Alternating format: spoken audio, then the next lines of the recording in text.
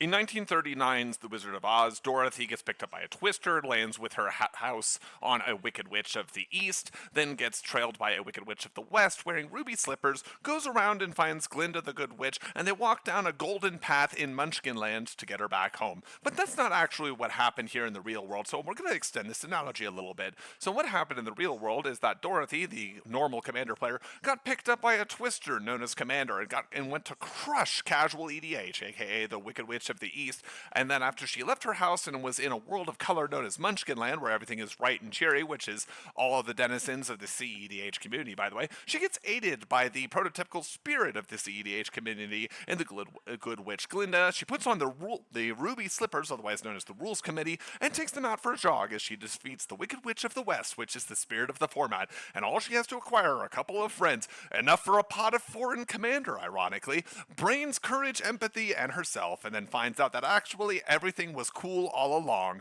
She always had the means to go home, and that's where I want to talk about this for now the fourth time as I actually turn on the volume on my recording device. That's perfectly fine. So we are finally arriving home, and what I mean by that is that Commander has finally gone from Elder Dragon Highlander to Commander to the most popular format in the entirety of Magic the Gathering to ubiquitous to the point that Rule Zero and other casual kitchen table covering rules don't exist anymore, and it is now a real format. And for those of you who play and wonder who is the winner of this, I've got a nuclear take. Are you ready? The winners? The cEDH community. That's right. The people who lost out on hundreds of dollars. I'm not being facetious in the slightest. The people who lost hundreds of dollars have to reorient a bunch of their decks, have basically lost one of their 5 colors for their seemingly, and have to reorient the entirety of their top 16s, their tournament decks, and figure out all this construction stuff. Yes, you're hearing all of the guesses from here, there, and everywhere, from casuals and competitives and high power people and game shops. Well, who wins? What was the purpose of this? And cEDH is the winner, and here's why. So we're going to go over a couple of things. First thing we're going to do is we're going to go over the reasoning. This is the stated reasons that they provided in the post. This comes from the September 2024 quarterly update, by the way, for those of you who don't know. We're going to go over their stated reasons, then we're going to go over the unstated reasons, because much like Flash, and we're going to get back to that one, don't worry, much like Flash never said we're banning this because we kind of fucked up by letting Protean Hulk out of its cage, and now Flash is back in the cage, we didn't realize what we'd be doing, and so we actually have to ban this because it's ruining the cEDH. Now they're going to realize that there are unstated reasons here, and we're going to go over the things that I just talked about, like cost and rarity and power level and all of these things, and I'm going to show you that for some of you, if you're casual, don't worry, the inmates are running the asylum, and for those of you who are competitive, this is actually the best thing that could have ever happened to you if you're a cEDH fan, and it proves the extent of all of your knowledge and wisdom and the impact that you've had on the format despite your size, and keep a mention of that, because we're going to go back to somebody's quote from 2020. So let's go over the stated reasons, because you've heard millions of people at this point, all your favorite content creators, explain what all the cards do, so we're going to read things at about ×2 speed even for me, and we're going to go over this. We're going to get the stated reasons out the way, just in case I'm the first person you've discovered. You've been in the Marianas Trench, in the bump, the hole in the log at the bottom of the sea, underneath a rock, doing a bubble short with the other crabs to figure out what cage you have to be under to not have heard this. So we'll just get the formal explanations out. Mana Crypt. Coming down for no mana on turn 1, it is quite possible to have the explosive start of Mana Crypt into a Signet or a Talisman, land in another Signet, leaving that player untapping 5 mana on turn 2, aka Adnaz. In games going over 12 turns, the accumulated threat of damage from Mana Crypt provides a reasonable counterbalance for explosive effect, but when you're assembling it to a turn of 6 or 8 win, it's a meaningless drawback. I will say that the primary problem that Mana Crypt has always had is that its damage was calculated for Magic at 20 life, and it was not calculated for Magic at 40 life times 3 other players that you have to burn down, which means that aggro is significantly limited in comparison to combo. And in fact, I have heard multiple even casual tables explain, oh no, actually our games are ending at turn 8. I mean, Gruul Plus piles are ending at turn 6, combo players are turning off on turn 3, but even those people who aren't doing necessarily the broken thing, right, or just playing Magic, yeah, they're tapping a horn that generates like 56 1/1s. They're doing a Rin and Seri and doing like a coat of arms and just dropping everything. They're like, oh, whoops, my Yuma precon accidentally has Scoots Worm in it. I guess I'm just gonna do that until what? My Omnath has a billion element. Oh, I didn't even mean for Winota to just stomp you. I'm not even playing cEDH. It just happens that way. So, what I'm getting at is that already people are expressing that turn 6 to 8 are too fast and 12 is perfectly fine, which means that the Rules Committee has this envisaged this envisaged idea of how long a game of Commander lasts, which is about 12 turns, which is about 2 hours, something like that. But increasingly, people are not doing that. And what that means is that the power level has escaped into the wild. We're gonna do this for the unstated reasons, but keep this thought in the back of your head. What this is really saying is as follows. You know, there's people in the cEDH and high power community who were told, oh, you could police yourselves with Rule 0, and you can not bring things over there. Don't ruin other people's fun. It turns out that there is actually a rule. I'm going to get into it later. I'm going to call it loci, as in genius loci, which is the law of competitive increase, which just means that players are going to become more and more competitive over time. And who do they look to when they want to win? Look to the competitive players. Competitive players are playing Mana Crypt. We're going to get into the usage rates later. It's going to blow your mind how many people are using that in cEDH. Jeweled Lotus, another band. Jeweled Lotus, another card that can give you 5 mana on turn 2. Jeweled Lotus does it without even needing a good hand. The restricted one you can do with the mana. 4 or 5 commanders can pack a significant punch nowadays, often drawing cards to make up for the one-shot mana. And defensive abilities such as Ward can't be interacted with that early in the game. Well, that sounds like it's what happens when you have that stupid argument that was going around on Twitter for a while, where people say, well, what happens if you have a 5 or 6 mana cast commander and I doesn't have Ward or instant ETB? If I have to wait to untap, it just dies immediately. Do you know how bad it feels if that happens? Well, it turns out you weren't actually ever supposed to get it on that, especially when, if you're green, which almost every casual deck just seems to accidentally, just completely by choice, by chance actually, just happens to be green, so it can throw in a bunch of ramp inside of it. You know, you were never supposed to be on turn, 5 mana on turn 5. You were supposed to be on 5 mana on turn 3 or turn 4. And then it just goes up and up and up and actually generate the resources that way. And that is the big, dumb, fun, Timmy stuff that Commander is supposed to encourage. So if you were doing that, you were actually too slow for the format. You weren't playing properly. And what they're arguing here is that, well, Jeweled Lotus is just too much because, someone could exile, Simeon Spirit Guide and Elvish Spirit Guide and then Jeweled Lotus for 3 white and they could just get their Voja on turn 1, and who could possibly overcome the word 3? I don't know, maybe next time don't print stuff like that, but we're getting ahead of ourselves. Dockside Extortionist. Dockside isn't normally quite as explosive in the early game as the other 2 cards, but it can still go mana positive on turn 2 and start generating substantial treasures after that. It's been on the border for years, and we've shied away from acting in the past because this card is scaled well with the power level at the table, but it's a frequent contributor to the more egregious snowballing start. So they're not talking about in cEDH how you just get this with any flicker effect and it goes infinite. You get with Ephalia, the dog, right? You get it with the dog and you keep bouncing and you make infinite treasures. They're not talking about Team or Sabretooth and using the mana to go positive and get an infinite number of treasures and do a thing, right? They're not talking about Corvold shenanigans over here. What they're saying is, oh wait, accidentally, the knowledge of how to play EDH has become so ubiquitous, people have learned so much about it, people know so much about what they're supposed to be doing in the game, that we've accidentally made too many rocks for even bad use, right? We didn't mean to make Dinget like Dark Steel Ingot, for anyone who's not following. We didn't mean to make like literally 15 copies of cards like Mind Stone and Dinget, in addition to things like Soul Ring and Mana Crypt and etc. for super fast mana. And so what they're saying is this. That's what their logic is that it lets you get out too far ahead. Here's the real answer. We have seen now a slew, a flurry, a blizzard, you might even say. If you watched the last video, that's funny to you. We've even seen a blizzard of cards that seem to have been intentionally made with the Commander ideals in mind, with the idea of slowing down players that are getting too fast or allowing players who are doing a little bit worse to catch up in some meaningful way. Every single one of these versions of cards has accidentally been too powerful in doing their role. Narset, Partner, or Veil stops people from drawing. Oh, wait, but offensive wheels just make it so the other people don't have any cards and you have a billion cards. Okay, well, what about Hull Breacher? That's perfectly... Oh, no, wait, that's not fine for the exact same reason. What about Notion Thief or Opposition Age? Oh, no, wait, accidentally, that doesn't work either. Ardent, oh shit, how do we get people ahead? And what you realize is that all of these cards that were made for the intended purpose of getting a player who is behind a little bit more ahead and stopping people, almost staxing other people out, right? Allowing you to generate card advantage. I've actually not done a good enough job of that, or they have done so well, they either stacks you too much and that hurts the other players and you can use that to offensively damage them out of resources, right? By doing a wheel, for instance, like a Wheel of Fortune. Or in the case of Dockside Extortionist, you meant for this to be a catch-up mechanic for people who weren't playing a bunch of artifacts. As, hey, if you're playing a bunch of artifacts, I can play Dockside Extortionist, and then, hey, I'm going to generate a lot of treasures, but obviously no one gave any thought to this in the design, which is that while, yes, it's beneficial for you on turn 4 to get a bunch of mana off of, as the 4th player or the 3rd seed to get a bunch of mana off of the treasures of Dockside Extortionist, what that doesn't tell you is that, guess what, you make treasures. If you don't sack all those treasures are artifacts too. So that just means that the next person Dockside gets to do that. And all the arguments that we saw about Primeval Titan, about how you're going to flick it and clone it, and you're going to steal it, and you're going to do all these other things to it.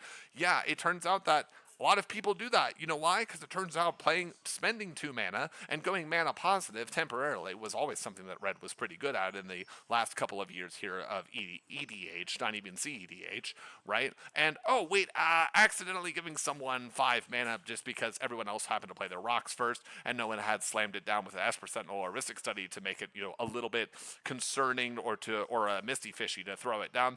And it accidentally was overtuned, much like Hull Breacher before it. Don't be surprised, by the way, if we see Narset, Parter, Veils, or Notion Thief go away. While those articles were written by Sheldon Menery, he's no longer with us, that ideal, right, we'll keep in mind.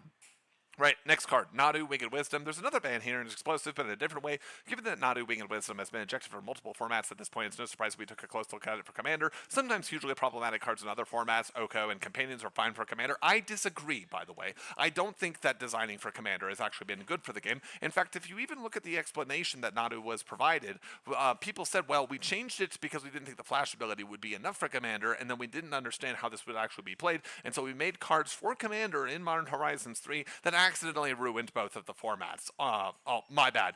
Last minute QA and then sent it out on a release. I would get fired if I do that, but apparently that doesn't happen.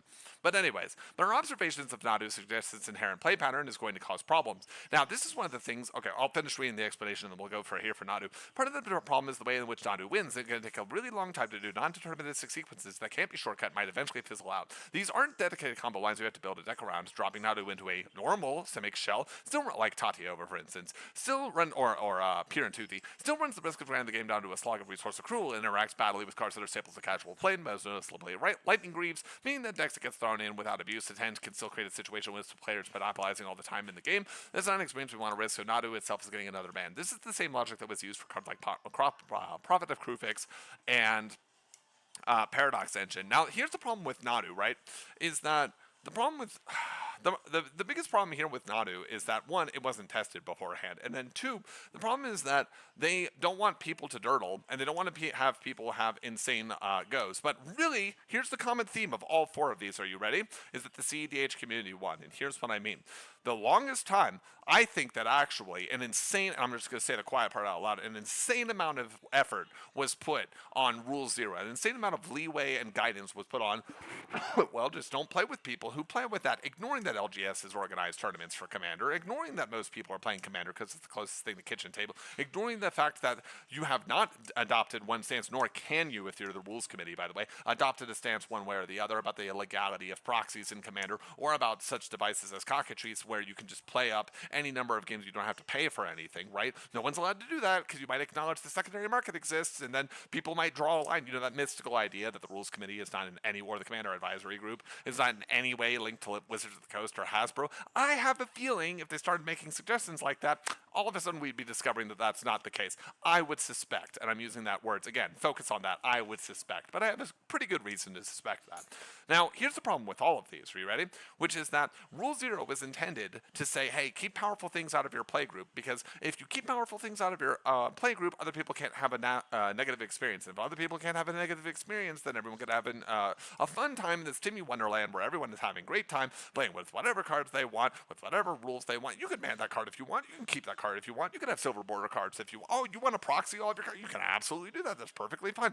Here's the reason it doesn't work, is that eventually things get out of control, right? Rule 0 is not actually a rules format, but with the banning of these 4 cards, we're starting to see that this is no longer a happy kitchen table plus format. This is now a real format, because guess what? We're going to get into some of the reasons why. So here's some of the things, right, that I just want to mention that people have lost out on. So first off, let's take a look into why this is good for cEDH, right? So first off, the cost, okay? Now, one of the big reasons you could say that this was done, and there are a lot of the reasons that cEDH people and high-power people are particularly upset and are not seeing the forest for the trees here, is that they're out very real money. And it doesn't seem like a lot, but it's going to keep, this price point is going to continue dropping precipitously. So the cost for all 4 of those cards together was $365 for the lowest value 1 week, like less than a week ago, 3-4 days ago, for Mana Crypt, Lotus, Dockside Extortionist, and Nadu, Winged Wisdom. Obviously, Nadu is like not not doing much to move the price point here because it was only about $4, right? But Mana Crypt, Jewel Lotus, and Dockside Extortionist were about $360 previously. After the bans, going by their lowest price point, going on TCG Player, which is the app that everyone uses, you know it, I know it, no one's using Card Market unless they're on MTGO, right?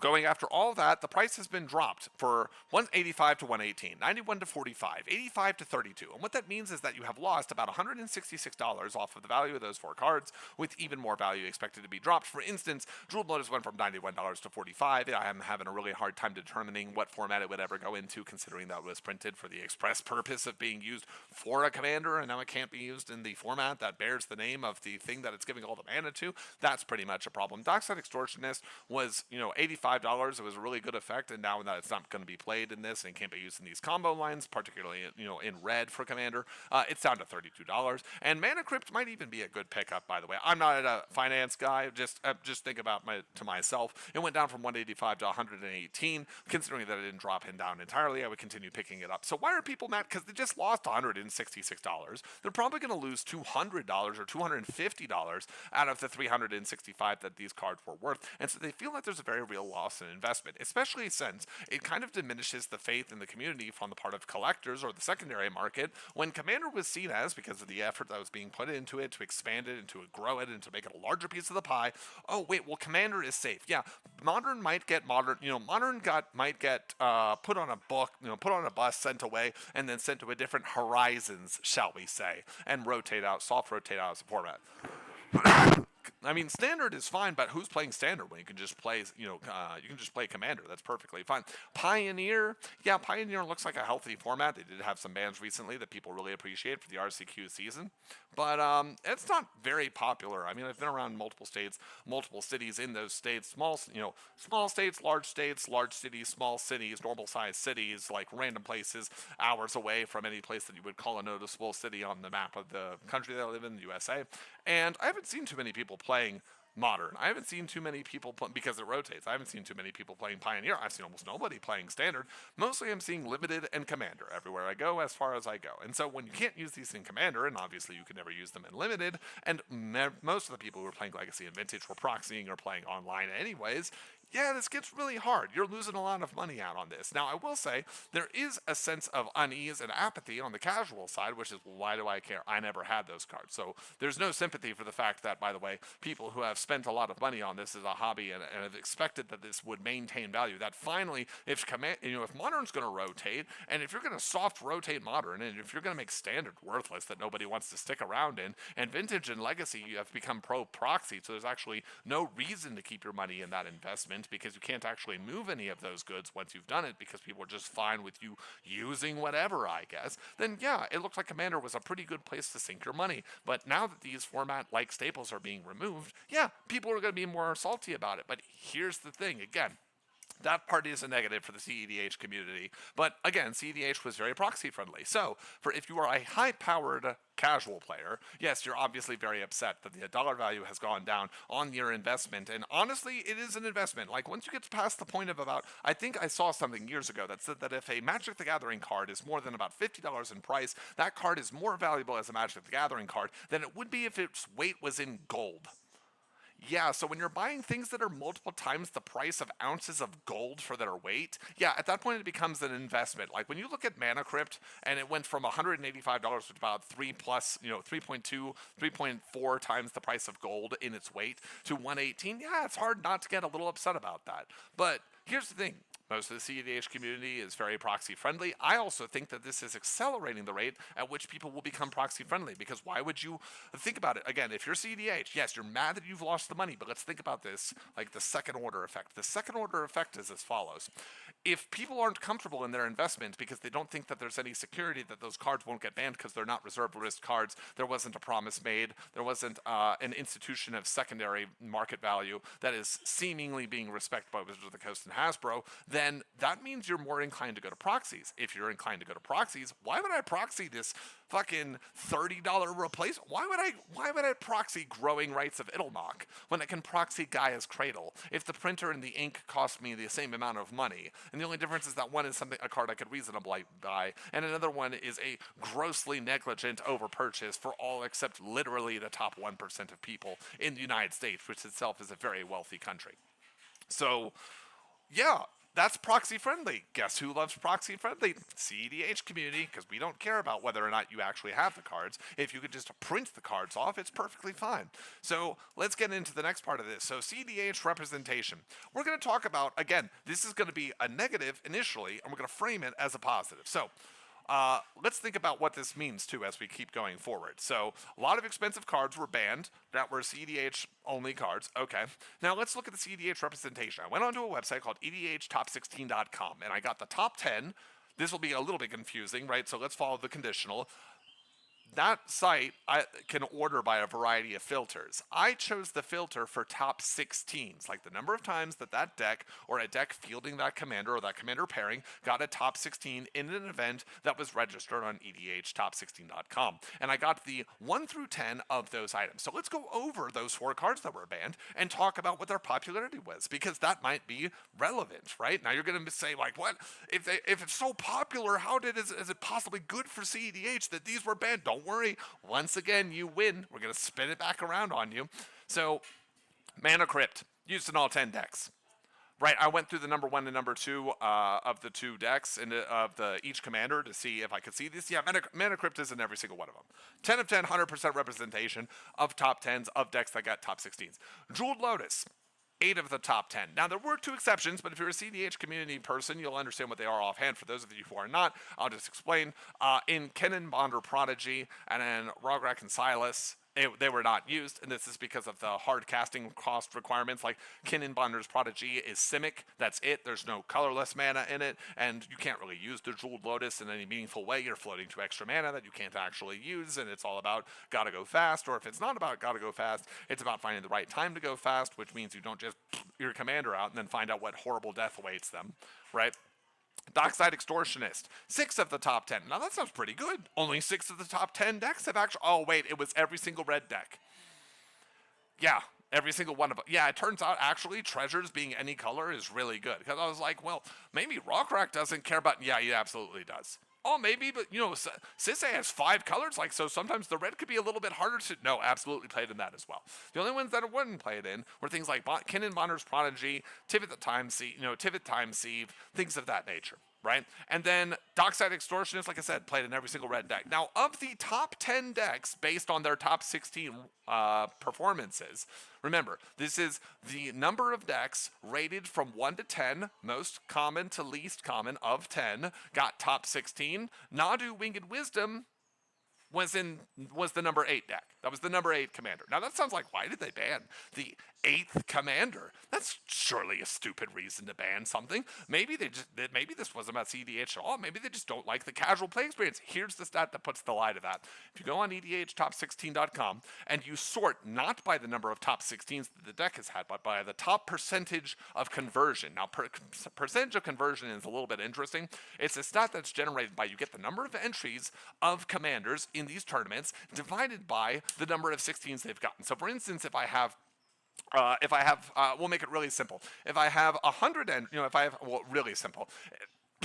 If I have 10 entries with a deck, let's just say Voja, right? Voja, Jaws of the Conclave. If Voja, Jaws of the Conclave, or Voha, if you prefer, if Voha, Jaws of the Conclave enters 10 times, and I get top 16 2 of those times, then I have a 2 divided by 10 is 1 divided by 5 is 0.2 is 20% conversion rate, right? So 1 of 5 is 20%. What is the deck with the highest conversion rate among decks that have more than 10 entries? Because that's statistically meaningful. I mean, for instance, there was like Pazlanta, or you know what I mean, the Dino, that had 100% but only had 1 entry, and they got 1 top 16, and that deck, that was in a format that didn't have 64 players in it, so who cares? Of the decks that had more than 10 representations in the top 16, for the conversion rate, Nadu was number 1. By about 4 percentage points. It was at 29+% conversion rate. What that means, if you're not too good at basic math, is that you had the almost exact middle point between a 1 in 4 and 1 in 3 chance on entering the deck of it navigating and getting in by conversion rate. Now you might say, well, that's not a big deal, because like, what if 50% of the tournament rate was Nadu, but it only has a conversion rate of 29%? To which I would say, you were probably too smart to be wasting your time watching YouTube videos. You should probably go be successful somewhere else. Like, turn off this video and go do something else, because your brain power is clearly too massive to be wasted on whether or not cEDH is the winner of a commander ban list. Like, go do something awesome with your life. Also, leave a comment, like, subscribe, and all that good stuff. But anyways, but guess what? No, that's not the case, actually. There were only 60 entries, and only about 24% of them, or 24 of those 60 were successful. So it's not like it was, like I said, it was number 8 in terms of top 16s, and it hasn't been around as long, but it actually doesn't have as many as top 16s by number as there are other decks that were tried that were released within the 1 year period of Nadu. So Nadu is overperforming, not just on a time basis, but also on a conversion basis relative to the number of entries that are going on. And you can see this if you go watch sites like Playing with Power, right? Playing to Win, people of that nature. If you watch even like, people who don't normally live in that world, go ahead and provide some commentary and get into cEDH, dip their toes in it, have a guest appearance, do something like that. Oh, wait, actually, they're deliberately choosing not to play Nadu. Because when they do play Nadu, it's just like, yeah, I'm just going to go for the turn 1 Shuko, actually, and then try and win the game. So the number one by ban percent deck was removed because its commander was lost. A mana rock that is in every single one of the top 10 is removed. The creature that is in every red deck that can play it is removed. And the rock in Jeweled Lotus that went into every single commander that had a non-colored mana pip as part of their casting cost has also been removed. Now you might say, how is this possibly good for cEDH? Surely this can't be good for cEDH, because why would cEDH want these cards that are so represented to be removed? And that is where I'm going to contrast something. Let me put this thought in your head, and then we're going to go over something in history, right, in the bygone era of 2020, when strange things happened from which the Rubicon was opened, and we will never close the box again. What do I mean like that? I don't know. You tell me. So Here, let me put this thought in your mind, right? So you can follow along the trail. The reason this is a win for cEDH is that these cards are overrepresented and have huge impacts on cEDH. These cards, despite all of their stated reasonings, don't speak to the casual play experience. They barely speak to a high power play experience. They speak to the cEDH play experience. And what that means is cEDH is now being treated more seriously than its percentage of the player base would suggest. Now, why am I quoting that size of the player base and percentage suggest? Why am I going over that? Well, let me remind you, in 2020, we will talk about what Sheldon Menery said. So I remember this. You can't stop me from finding the deep lore. Like, I was literally there when it was written, though obviously I'm not Aslan. So I was there for this. Menery's Mailbag, Ask Me Anything, was an article that was released on March 5th of 2020. And in it, Sheldon Menery answered a variety of questions that have to do with Commander, about the Rules Committee's stance, what cards did he like, what cards would Sheldon make foil if he could, things of this nature. And there was one legendary person who just like Diablo mobile, immortal mobile style, like, is this an April Fool's joke, right? With that level of energy, because the cEDH community had been crying about this and writing like essays, screeds, like Martin Luther style proclamations stamped on the door of the EDH Reddit, right? And the cEDH Reddit, and in every forum they could possibly find these people in. This is what Toph McSoft said. Toph McSoft says, when will Flash be banned? The cEDH community has been asking for this ban, and it's pretty much an outcry, yet the Rules Committee hasn't done anything about it. Does the Rules Committee take cEDH into consideration? Now, I would be a little bit salty if I was the cEDH community, because apparently they were not taken into consideration when Protean Hulk was unbanned to make for a fun, casual experience where people can do some nifty combo stuff. But obviously, when they unbanned, when they unbanned Protean Hulk, They didn't ban Flash, which was the other part of the card. If you go back and look at the reason Protean Hulk was banned, by the way, they again don't specify that it was banned because Flash exists. They say, just other formats have had a problem with this card before. So we brought back the combo piece. Anyways, to answer the question, here's Sheldon's response. You ready? Now, there's 3 or 4 paragraphs here. I'm not going to read 3 or 4 paragraphs. I'm just going to read the second one, verbatim. If Flash or any other card were... Oh, by the way, I don't think that adding the extra lines here will provide extra content. If you really want to listen, just turn on closed captioning, CC, listen to the next paragraph I'm going to say, go look it up yourself and see if any of the extra context actually matters. Because as far as you know, I'm just a guy on the internet. You should actually give some thought and consideration to these things yourself. If Flash or any other card were to be banned, it would be because the RC considers its presence detrimental to the format, in line with our philosophy document. Your question about the RC taking cEDH into consideration is really asking if the RC gives cEDH a disproportionate amount of consideration given the community's comparatively small numbers, although we'll concede to it being extremely vocal. The answer that you're not going to like is no. We don't offer you more consideration than your numbers would otherwise indicate. Now, this is where I'm going to say the cEDH community actually nailed it, and they are in control. They are either the inmates running the asylum, or they are the experienced mechanic finally back from the shop to actually fix up that motor that you've been having problems with over there, so that you don't get overcharged, overpaid, and get everything done late, right? Here's what I'm going to say. So, here's the point I want to note out.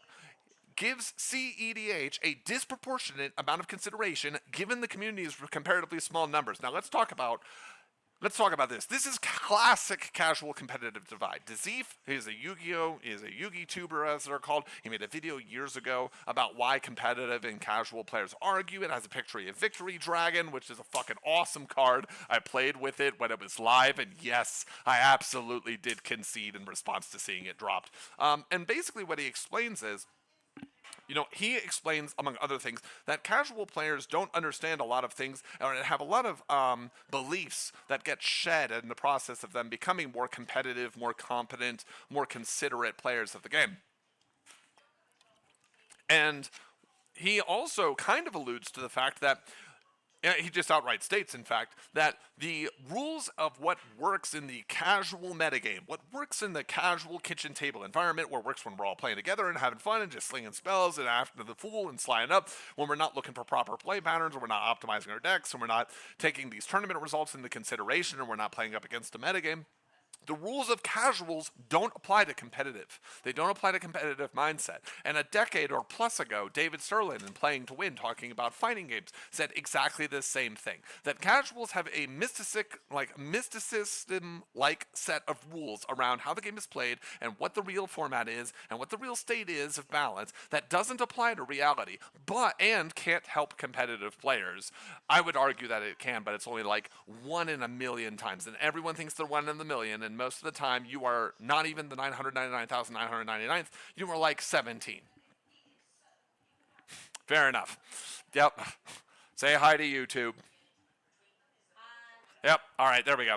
So with that, right? And the reason I bring this up is as follows. So it's not the competitive as Commander became a more popular format, as more and more people are playing it, as it becomes the most monetized format, as it is kind of eclipsed standard, it is shunting out by virtue of these other, by the virtue of the decisions of Modern Horizons and of Pioneer ban lists and of and of the limited product adding more and more uncommons and more rares, that is causing more and more frustration on the part of the people who are limited experts or attempting to be limited experts. Commander is just becoming this natural home for competitive people to put their mentality. And the problem is that people who are casual eventually are surrounded by more competitive people, and then the atmosphere and the arena that they're in becomes more and more about winning. So I'm going to go ahead and go into this because the popularity of the format had an unintended consequence. I talked about it before, and I'm going to call it LOCI, L-O-C-I. It's the law of competitive increase. And here's why I want to say that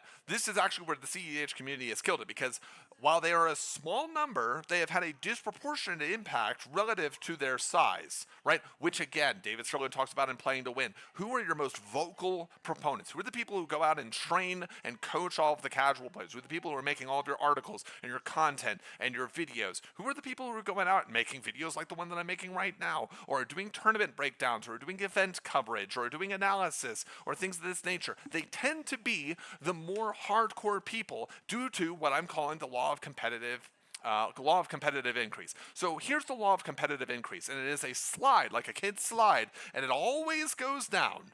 And because it always goes down, it's harder to stop yourself, and it's even harder to go back up. And here's the top of the slide.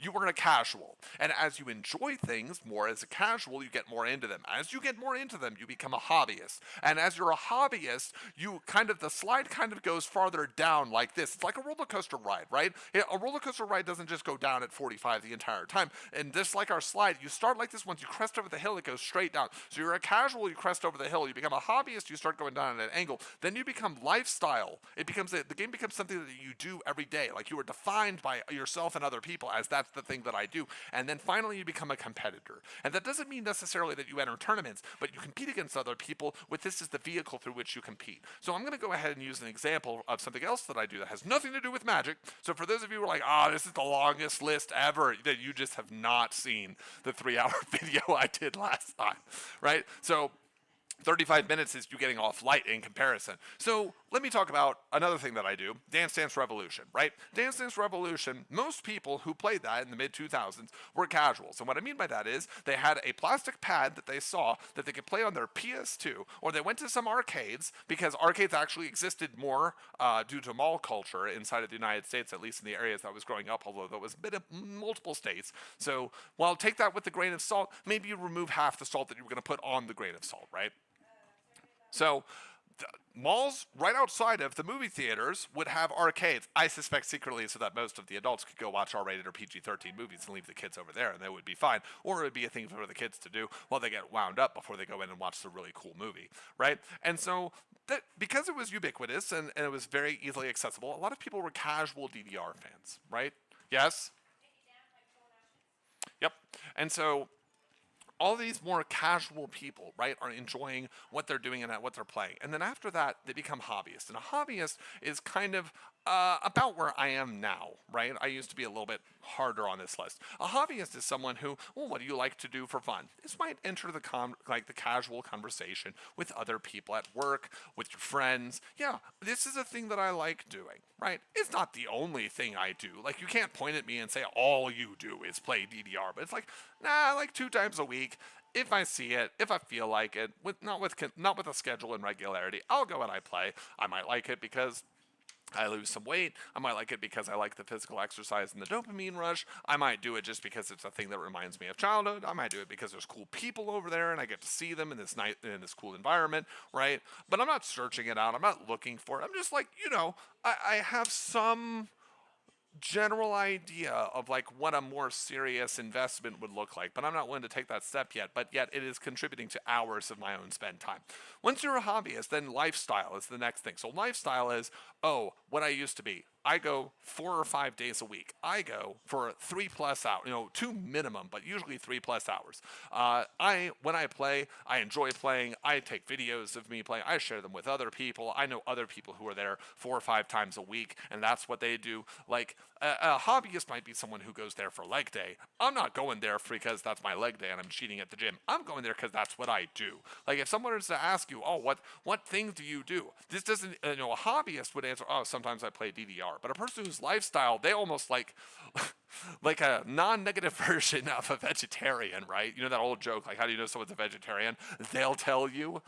Much the same way, it just comes up in conversations. Not even point at that thing that I do. You just actually do that thing, right? That's what lifestyle is. This is you going more days than not, per week, doing this for so many hours that it is cutting out other possible hobbies, other possible casual activities. You are carving out space in your day to make space for this, to do this. The other people you talk to are, maybe you're starting to see people who go to events, or they have a regularly scheduled meetup for DDR, or they know the place that has the best pads, or they know the name of, you're on a first name basis with and get drinks with the guy who's the technician for the pads to go ahead and hang out, or you know people who are making songs for ITG, DDR, things of this nature.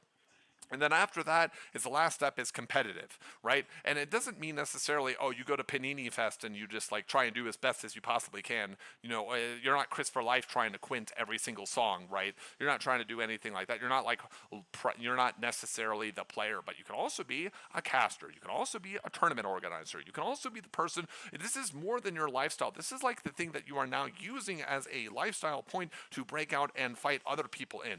Whether you are a player, whether you are a player and you are competing with them in the actual game, or you're a tournament organizer and you're trying to compete for eyeballs against other tournaments and other people in the DDR/ITG space, you know, whether you are trying to make video content about it and you're trying to grab people's attention that way, whether you're trying to do interviews and get people interested on that axis that nobody else is, this is beyond a lifestyle and a thing that accidentally seeps out. This is the thing that now you are probably known in your community or in your sphere for actually doing. And this is the law of competitive increase. Casual, hobbyist, lifestyle, competitor, all the way down. And what happens is this is the impact of the cEDH community. This is the impact of the EDH rec effect, which is just loci.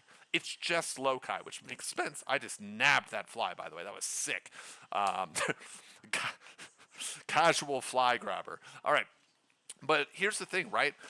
This is the EDH rec effect. This is what people are looking online for, because if you get into this most popular format, you are a casual, and then if you play more, you don't want to keep losing. So you look up some resources, you become a hobbyist, you start looking at your deck a little bit more, and then once you're done, you know, doing that, if this is a thing you do every Wednesday and Saturday, well, maybe you spend one of the days that you aren't going to your local game store. You know, you're not going Wednesday, Friday, or Saturday for whatever your normally scheduled days are for you to play Magic the Gathering and play Commander with friends. Maybe now you're finding people who play Commander and you're getting with them and you're figuring out what they do, and maybe you're starting to do things like track your win rate and figure out like what cards you could take in. Every time you lose, you're taking out the cards and shuffling them out and figuring out, this card underperformed, maybe I could find something else. You're looking up resources, you're going on the Gatherer, and you're going on the Gathering and you're trying to figure out like, the MTG Gathering website, where you can like search for all the filters and find everything.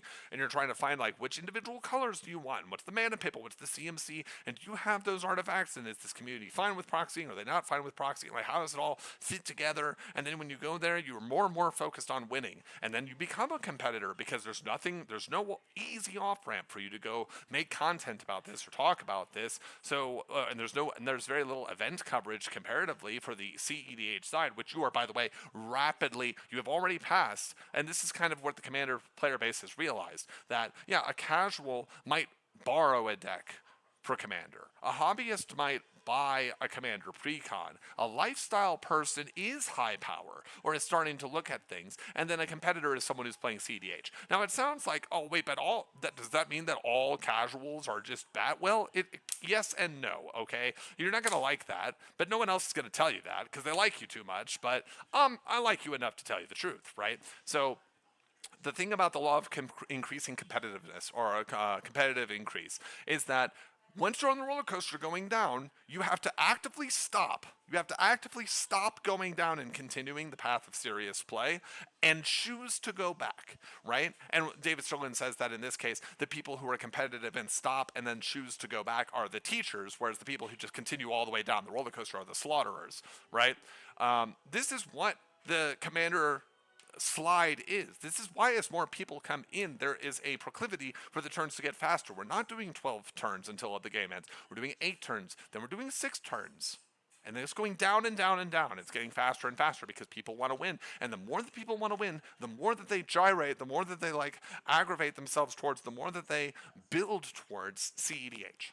That's where they go. Every single time, they can't help it. It's a natural law of nature. It's a rule of law, right? It is a nature's claim. There is no way to warp it away.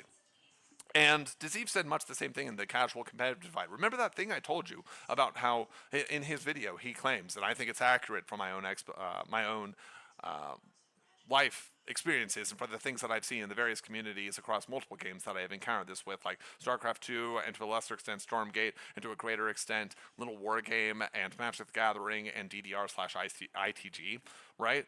It just looks like, oh, does that work? Well, if it works at a low level, that doesn't mean it works at a high level. But if it works at a high level, it does work at a lower level. And people who want to win will find someone who knows how to win, which means they will climb the ladder. They will find a person, or they'll decrease down the slide, as it were. They will find the next person who can give them the next bit of information and tell them what's going on. And the reason is, again, they're going to wrap it all back. The reason this is really good for cEDH is that means, remember that Sheldon Menery quote I said about 10 minutes ago now, where it says, you're asking if the RC gives cEDH a disproportionate amount of consideration given the community's comparatively small numbers. Yes, because it turns out numbers are not actually how you measure this. Like if you go on TV tropes and look up the casual competitive divide, part of it is about community management. It is exactly this, which is, yes, there are always more casual players. There is almost always 80, something like, I think, there was a thing about Quake, there was another one about StarCraft 2. You always hear this, some variation of this number, something between 70 and 85% of people, sometimes 90, 70 to 85 or maybe even 90% of people are casual. They will never turn into multiplayer, they will never practice ranked. This is the reason why your MMR looks absolutely, what is my MMR? Looks absolutely crazy for normals in League of Legends, even if you're a bronze shitter, because it turns out that, yeah, actually you are in the middle of the rank distribution for normals if you're a bronze player, but obviously you're just kind of in the bottom of bronze and sucking at life, But yeah, in normals you absolutely can take a Garen and Shrek a Teemo, because they have no idea what they're doing. They are a casual, and even if you're a bad competitive player or a bad hobbyist, right, or an unskilled, let's say, we'll be more productive, an unskilled hobbyist, you're actually much farther along on that journey on the law of competitive increase than they are. And so it is always this way, that the competitive scene is not the thing that makes the game big, right? Look at the fighting game community. Virtua Fighter is hailed as an amazing game. Super Street Fighter, Street Fighter 2 Turbo is hailed as an amazing game. Street Fighter 3 is hailed as an amazing game. Not as popular, right? And will never have the popularity of something like a Smash Ultimate, right? Ever. But that's because, again, what attracts casual players doesn't attract competitive players. And the existence of casual players does attract competitive players. The only reason this is a problem is when the two are in conflict. Now, personally, I don't think that there is a conflict here. I think what's happened is that actually the rules committee has, for Commander, put their stamp on it and basically said, the age of Sheldon Menery is over. We are going to treat this like a real format. We don't believe in Rule Zero. We don't believe in the people's ability to mitigate themselves, because here's the thing that, listen, I do it myself. Right? Depending on the group. I do it sometimes and I don't do it other times. But here's the truth. If you want, because look at the philosophy document for Commander. It always talks about how we're trying to have fun games with cards we can't normally play, and these things aren't in the spirit of the format, and these things are pillars, and we don't want to argue against them, and we don't want you to bring a bad gameplay experience to other people. These are signpost bans, right? All of that is fine. But it meant it was a format that was managed unlike every other format in Magic the Gathering's history. Now that cEDH has been hit with 4 very representative, very powerful cards, this means they're going to treat Commander like a real format, because they have to. You know why? Because what I was about to say that I do, that sometimes that is not encouraged, is you introduce people to what is possible. You introduce people to Consecration plus Bitter Blossom with your Crick, Son of Yawgmoth, right? You introduce people to that. You introduce people to their first experience with Kennen Bonner's Prodigy or Urza, even though you don't have all of the tools to make it work. You nevertheless just snowball them in value and absolutely crush them, right? You put away your stuff like your Talrand and your, oh my gosh, what is the, not Yavimaya, what is the Simic? I can say Tatiova, right? You put away your Talrand and your Tatiova and, things like that. And you bring out Rogrark. You put away your Feather and you bring out Winota and Najeela, right? You bring out the Sisay and the Atraxa and the Kenrith. And what happens is very strange. I've seen this multiple times, because what happens is this: some people will look at you like you've just stepped on their dog and then kicked them in the balls, metaphorically, of course. Not speculating on what people do or don't have, right? If you don't have that piece of anatomy, just imagine it in your head or some equivalent, right? You've got the idea. But what happens too is some people get really bummed out about that. But there are always people who are excited about the format and excited about Magic, and they don't want to lose like that again. And they either want to know how to stop you, or they want to be able to do it themselves. And yes, those become in order the stacks people and the turbo adnos people. And once they do that, they have to play with other people who want to play like they do. And then as they do this, you just see how this entire document, this entire quarterly update, is just saying we're going to treat Commander like a real format. We're going to ban according to power level. Now, last thing I want to talk about, right? Because some people will doubt that, right? But I would just say very quickly as a counterpoint, like what is the benefit of people who are playing with slightly updated and modified precons with a $300 Commander deck, right? Are they negatively impacted by the loss of a $180 card? Were they really playing in an environment in which their Dockside was going to accrue insane value and just stomp the game because there's on average like 12 targets for Bane of Progress, but they got there first with their Dockside? I don't think so. Right? There's just no benefit to that. But the last thing, I saw this from Pleasant Kenobi. I have no beef with this guy. I like his content. That Mill guy, by the way, if you haven't seen it. I saw his excitement that Mill won a Modern event, Modern challenge. I agree. That's sick. Played a lot of Mill myself. Think it's really cool. And this is not the lead up to me saying, like, fuck that guy or anything like that. I would never say that, right? But he postulated what was the purpose of this ban. Right? What is the impact of this? Why would you do this now? And all I will say is this. It looks very clearly like they are turning in this, they are using the logic of cEDH to bring a unified format of Commander underneath the heel, and the cEDH people can't be curbed. They can only be banned. They can only be stopped by banning because that is their rule 0. And because the craziness has left the local locket of power level 7 and upgraded precons and high power decks right into cEDH. And as with every competitive format, the top level of the format determines what should be banned. Not the mid, not the low, and not the play experience if people are doing worse. Right? And he speculated why now. What was the purpose of doing this now? There didn't seem to be any signs leading up to this. There didn't seem to be any reason to bring this out right now. And I actually suspect that they did have a reason to do this. Right? And we're going to get into that. So I want to say right here that it says, before we dive into these announcements, we want to highlight an important event. On September 28th and 29th, the Rules Committee and the Community of Cardboard will be hosting the second annual Sheldon Menery charity stream. After Sheldon's passing in 2023, this same team gathered Sheldon's friends and colleagues to raise over $50,000 for cancer research. We'll be starting at 8 a.m. and running until midnight each day with games, memories, and prizes for you too. We hope you'll join us in honoring our dear friend Sheldon. There are some amazing things being donated to help raise money, including some items from Sheldon's personal collection. Tune in to twitch.tv/Commander RC to enjoy a weekend of great Commander games and support a great cause. It does not seem a coincidence to me, and I in fact think that this is the impetus for this ban listing happening. I have to be a little careful about wording here, but all I will say is this. It seems very much like the old king who has passed on is being replaced by a new king who, something we didn't talk about is that they're not banning Soul Ring, but it seems strange that one of the pillars of the community that Sheldon never wanted to ban on a power level reason, the Soul Ring, was represented and mentioned inside this ban list right before they go ahead and put down the old leader of the format, and pay homage and respect to him on their way to changing the very spirit of the format. Has certain similarities to things, if you know, you know.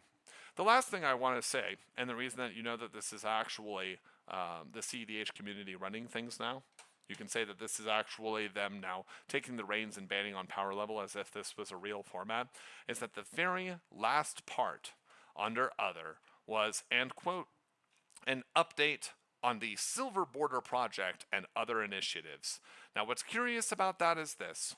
If this was really friendly to casual players and to the spirit of the old spirit of the format and to Commander players generally, why would they take extra time in the midst of this seemingly competitive focused ban list to reassure you about the state of silver bordered cards that are almost certainly for more casual players? I'll let you make your own determination. Hope you got something out of that, and welcome to cEDH as your new overseer.